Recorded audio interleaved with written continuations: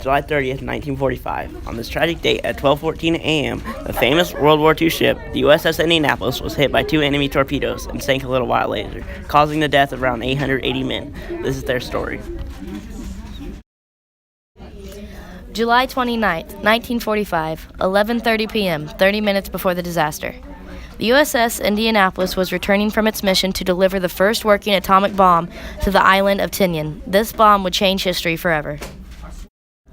July 30th, 12:14 a.m. The USS Indianapolis was sailing back from its secret mission when out of nowhere they were spotted by the I-58, a Japanese enemy submarine commanded by Captain Hashimoto. Once spotted, the submarine fired 6 torpedoes at the Indianapolis, 2 of which hit the ship, one in the bow and one in the starboard side. The initial hit killed 300 men, but the wait for rescue would kill many more. July 30th through August 2nd. For a span of 4 days, the surviving crew of the USS Indianapolis was left stranded and floating in the ocean. Over this time period, 900 men would die of constant shark attacks, starvation, their wounds, suffering from exposure, and terrible thirst. The stranded crew was spotted by Lieutenant Wilbur C. Gwynn from the air while he was on a routine anti-submarine patrol. Once he spotted them, he radioed his base alerting them of the situation at hand. A seaplane under the command of Lieutenant R. Adrian Marks was dispatched to lend assistance and report.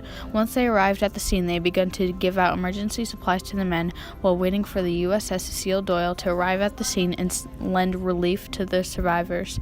They witnessed many men getting attacked by sharks and ignored orders not to land at sea by landing and picking up men who were within an inch of death.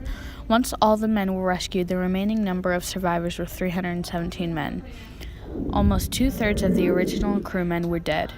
The release of the sinking of the Indianapolis was delayed until August 15th, an attempt to overshadow it with the news of Japan's surrender. The aftershock of the sinking.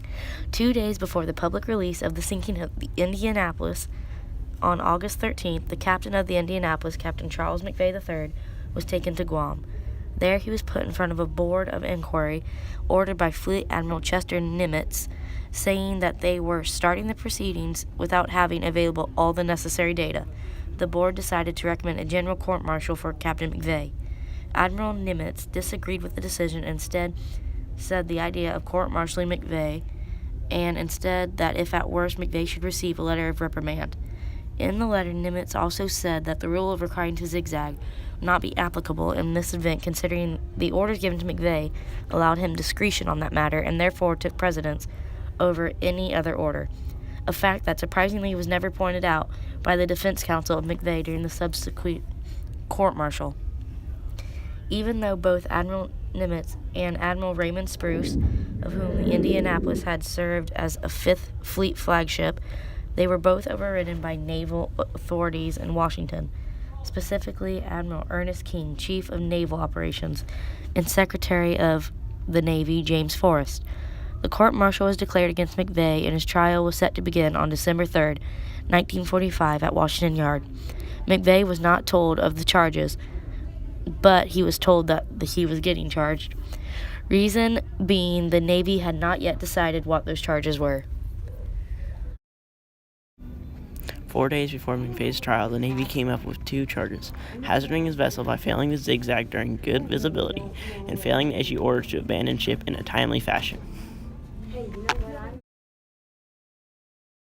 The trial. Leading up to the trial, Captain McVay was denied his choice of defense counsel and was instead assigned Captain John P. Caddy.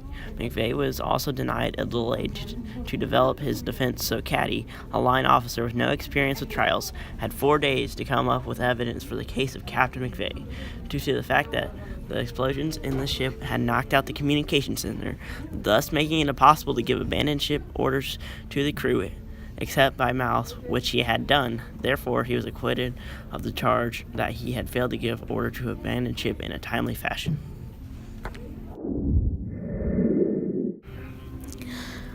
On the charge of failing to zigzag, Commander Hashimoto, commander of the enemy sub that sank the USS Indianapolis, was brought in to testify. Hashimoto stated that zigzagging would not have saved the USS Indianapolis. A prosecution witness named Glenn Donahoe, who was a veteran Navy submariner, was asked by McVeigh's defense counsel if it would have been more or less difficult for you to attain the proper firing position if the ship had been zigzagging under that night's condition. He answered, "No, not as long as I could see the target." The board either did not acknowledge this statement or purposely ignored. Information was also withheld from McVeigh's defense counsel. It involved the testimony of a Captain Oliver Naquin, the man who had been in charge of the USS Indianapolis's routing instructions from Guantanamo. He testified to the question about the risk of enemy submarines activity in the ship's path and said that the risk was very slight. It was later found that he was not only aware of the enemy submarines in McVeigh's path, but that he had not told McVeigh of them, and denied his request for a destroyer escort. McVeigh was found guilty on the charge of failing to zigzag in good visibility. One thing that made this conviction so unbelievable was that the charge was for failing to zigzag in good visibility, despite the fact that according to all the survivors' accounts, visibility on that night was in fact not good. The court sentenced him to lose 100 numbers in his temporary rank of captain and 100 numbers in his permanent rank of commander, thus ruining his Navy career. In the following years, survivors of the sinking would work hard to clear McVeigh's name.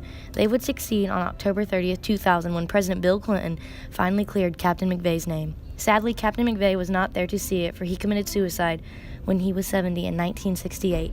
At least his legacy has finally been cleared and shall live on in the hearts of many forever.